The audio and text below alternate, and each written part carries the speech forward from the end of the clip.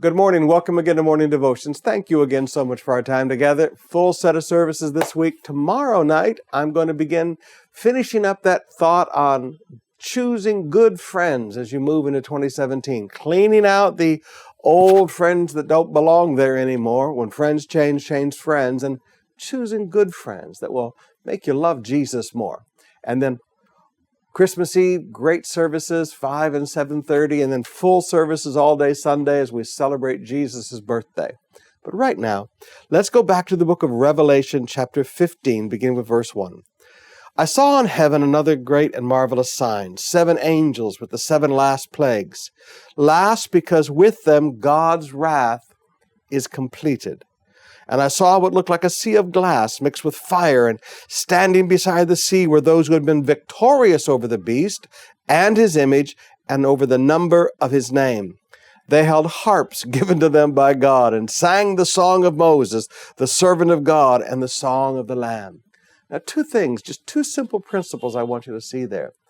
As you read through the book of Revelation, you go, oh my goodness, will this ever end? I mean, there are 7 years of just unmitigated wrath of God coming upon this world. And you look at it, and honestly, as a Christian, it does bother you a little bit because you begin to realize we have a holy God that we serve. And one of the purposes of the teaching of eschatology is that we would live a holy life. And when you look at a holy God, you realize we do need to live a holy life. But 2 things I want you to see here. Number 1, God's wrath always has a completion. With the end of these 7 plagues, the wrath of God is completed. God is not a God who walks around pouring out wrath for all of eternity. If there is a season that wrath has to be poured out, he pours out that wrath, and then it's completed. Let me say that again. It's completed. God's wrath is not eternal. There is a season of wrath. God's mercy, God's grace. Now those are eternal.